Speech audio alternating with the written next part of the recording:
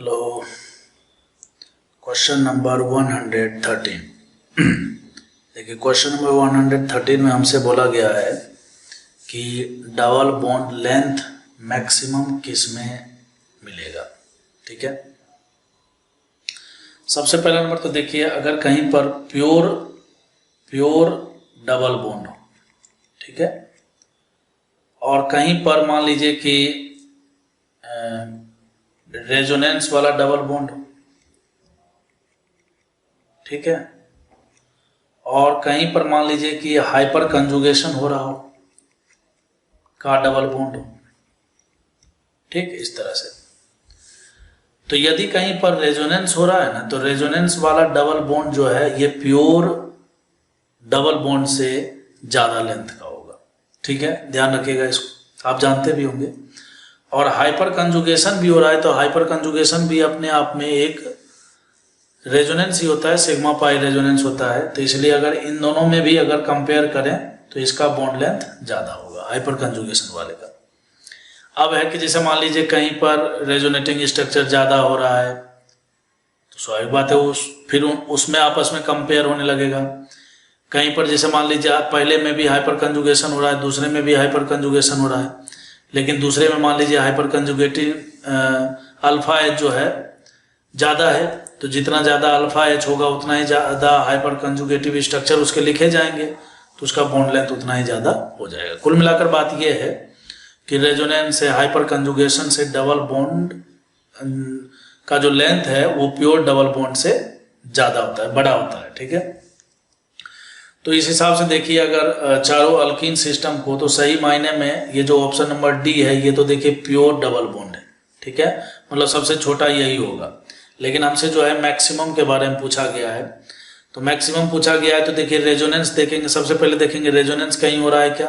अगर रेजोनेंस हो रहा होता तो रेजोनेंस वाला जो डबल बॉन्ड है वो सबसे ज़्यादा लेंथ का होता है, लेकिन नहीं हो रहा है, कोई बात नहीं।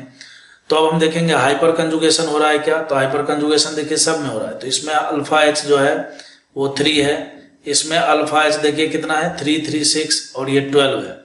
इसमें अल्फा एच देखिए कितना है 6 है। ठीक है, तो अगर हम अल्फा एच के हिसाब से देखें तो ऑप्शन नंबर सी में अल्फा एच सबसे ज़्यादा है। तो अल्फा एच सबसे ज़्यादा है, इसका मतलब सबसे ज़्यादा रेजोनेटिंग स्ट्रक्चर जो है hyper conjugative structure, basically hyper conjugation भी एक रेजोनेंस ही है, इसलिए मैंने बोला। तो हाइपर कंजुगेटिव स्ट्रक्चर इसी में सबसे ज़्यादा होने वाला है। ठीक है, तो ऐसी स्थिति में इसका बॉन्ड लेंथ क्या हो जाएगा, सबसे ज़्यादा होगा इन तीनों में। ठीक है, सी का होगा, फिर उसके बाद जो है बी का होगा, फिर ए का होगा, और सबसे छोटा किसका होगा, डी का होगा। ठीक है, तो सी, बी, ए और डी, इस तरह से आप ध्यान रख सकते हो। ठीक है,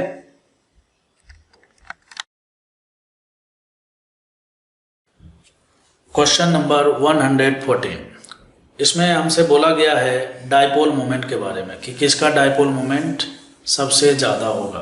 देखिए, सबसे पहला नंबर तो बेंजीन के बारे में बात करें तो बेंजीन का जो डायपोल मोमेंट होगा वो 0 होगा, है ना। क्यों, क्योंकि ये एक नॉन पोलर मॉलिक्यूल्स है। ठीक है, तो उसी प्रकार से इसके दोनों रिंग भी क्या है, नेप्थलीन है, ये दोनों रिंग एरोमेटिक है, पूरा सिस्टम एरोमेटिक है। तो पाई इलेक्ट्रॉन जो है एक जगह से दूसरी जगह, एक रिंग से दूसरी जगह रिंग में नहीं जाना पसंद करेगा, तो ये भी एक प्रकार से नॉन पोलर ही मॉलिक्यूल्स होता है। अब देखिए सी और डी में अगर बात करें तो यहाँ पर देखिए दोनों में स्ट्रक्चर बिल्कुल सेम दिया हुआ है। ठीक है, लेकिन अगर सी में यहाँ पर जो सी डबल बॉन्ड ओ दिया हुआ है, अगर इसको हम पोलराइज करें तो पोलराइज करेंगे तो यहाँ पर निगेटिव चार्ज और यहाँ पर पॉजिटिव चार्ज बनेगा। ठीक है, और यहाँ पर भी देखिए यहाँ निगेटिव चार्ज और यहाँ पॉजिटिव चार्ज बनेगा, बिल्कुल सही बात है। लेकिन ऑप्शन नंबर सी में एक एक्स्ट्रा फैक्टर जुड़ रहा है। वो एक्स्ट्रा फैक्टर क्या जुड़ रहा है, ये देखिए साइक्लोप्रोपाइल है ना, साइक्लोप्रोपीन केटायन बन रहा है। ठीक है, तो ये भी अपने आप में एक एरोमेटिक कंपाउंड है। ठीक है, तो कहने का मतलब है कि ऑप्शन नंबर सी में ऑप्शन नंबर डी में कंपेयर करें तो ऑप्शन नंबर सी में कंपेयर करने के बाद जो है एक एरोमेटिक कंपाउंड बढ़ गया है, तो बोल सकते हैं कि इस पूरे रिंग का स्टेबिलिटी बढ़ गया है।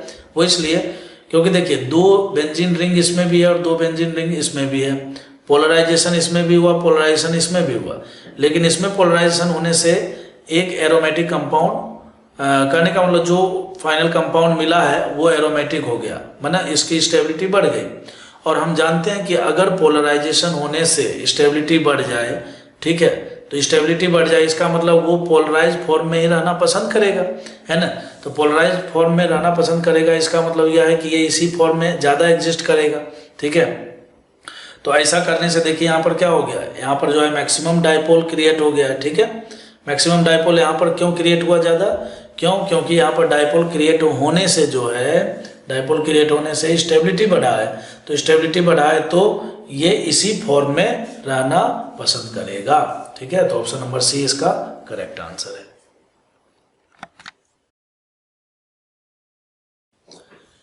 अब देखिए क्वेश्चन नंबर 115, इसमें जो है हमसे बेसिक स्ट्रेंथ पूछा गया है, ठीक है। बेसिक स्ट्रेंथ में देखिए बेस का डेफिनेशन क्या होता है, जो लोन पेयर दे, है ना। जो लोन पेयर किसको दे दे भाई, तो प्रोटॉन के दे, या तो प्रोटॉन एक्सेप्टर या फिर लोन पेयर डोनर, यही हम लोग बोलते हैं इसका डेफिनेशन। तो देखिए इन तीनों कंपाउंड में जो है नाइट्रोजन के पास जो है लोन पेयर है, यहाँ भी लोन पेयर है, ठीक है, और यहाँ भी लोन पेयर है। तो सबसे पहला नंबर जो है हम फर्स्ट और सेकेंड की बात करेंगे, क्यों, क्योंकि दोनों के पास एक ही नाइट्रोजन है, ठीक है। तो देखिए फर्स्ट वाले में क्या है बच्चों, यहाँ पर एक इथाइल ग्रुप है। इथाइल ग्रुप का मतलब आप जानते हो CH2 CH3, ऐसे CH2 और यहाँ पर CH3 है, और यहाँ पर भी देखिए CH2 और CH3 है, ठीक है। क्राउडिंग यहाँ पर ज़्यादा है, ठीक है, जबकि यहाँ पर ये देखिए क्या है, साइक्लिक रिंग है। तो साइक्लिक रिंग में क्या होता है, स्ट्रक्चर कॉम्पैक्ट होता है, ठीक है। तो कहने का मतलब है कि अगर दोनों में से हम लोन पेयर देना चाहें या फिर दोनों के पास प्रोटॉन अगर आना चाहे, ठीक है, तो प्रोटॉन फर्स्ट और सेकेंड में सेकेंड के पास जो है आसानी से आ जाएगा। क्यों, क्योंकि फर्स्ट में क्या है कि स्टेरिक हिंड्रेंस ज़्यादा लगेगा, क्राउडिंग ज़्यादा होने के कारण जो है जब प्रोटॉन इसके पास लोन पेयर के पास अप्रोच कर रहा होगा तो है ना, तो वहाँ पर हिंड्रेंस क्रिएट होगा, और हिंड्रेंस क्रिएट होने के कारण जो है उसका रेट क्या हो जाएगा, रेट ऑफ एक्सेप्टेंस जो होगा वो थोड़ा सा स्लो हो जाएगा। तो हम बोलेंगे कि फर्स्ट और सेकेंड में जो है सेकेंड का बेसिक स्ट्रेंथ ज़्यादा होने वाला है, ठीक है। चलिए अब बात करते हैं सेकेंड और थर्ड में बात कर लें। तो देखिए वैसे फर्स्ट और थर्ड में पहले बात करें, फर्स्ट और थर्ड में बात करेंगे तो वही वाली बात, फर्स्ट में देखिए SIR है, फर्स्ट में क्या है SIR है ना, और थर्ड में अभी भी देखिए वही साइक्लिक स्ट्रक्चर है, कॉम्पैक्ट स्ट्रक्चर है, तो प्रोटॉन यहाँ पर आसानी से एक्सेप्ट करेगा, ठीक है। इसका मतलब एक बात तो तय हो गया कि 1 का सबसे कम होने वाला है। अब सवाल उठता है कि 2 और 3 में किसका। देखिए ये जो नाइट्रोजन है, ये नाइट्रोजन क्या है कि प्रोटॉन को देना चाहता है, ठीक है, लेकिन यहाँ पर जो ये नाइट्रोजन है बच्चों, ये क्या कर रहा है, यहाँ पर -I इफेक्ट लगा रहा है, ठीक है। तो मान लीजिए हमारे पास प्रोटॉन है, हम किसी को प्रोटॉन देना चाह रहे हैं, ठीक है, मतलब कहने का हम अपना लोन पेयर किसी प्रोटॉन को देना चाह रहे हैं, लेकिन हमारे पास जो है पीछे से कोई एक ऐसा इफेक्ट लग रहा हो जो कि हमको इलेक्ट्रॉन देने से रोक रहा हो। कैसे हमें पता लगेगा कि रोक रहा है, तो देखिए जो -I इफेक्ट है ये क्या कर रहा है, इलेक्ट्रॉन को खींच ही तो रहा है ना। तो कहने का मतलब यह है कि यहाँ पर -I इफेक्ट के कारण अगर सेकेंड और थर्ड में हम बात करेंगे तो थर्ड में इलेक्ट्रॉन डोनेटिंग कैपेसिटी जो है सेकेंड के रिस्पेक्ट में क्या है, कम है।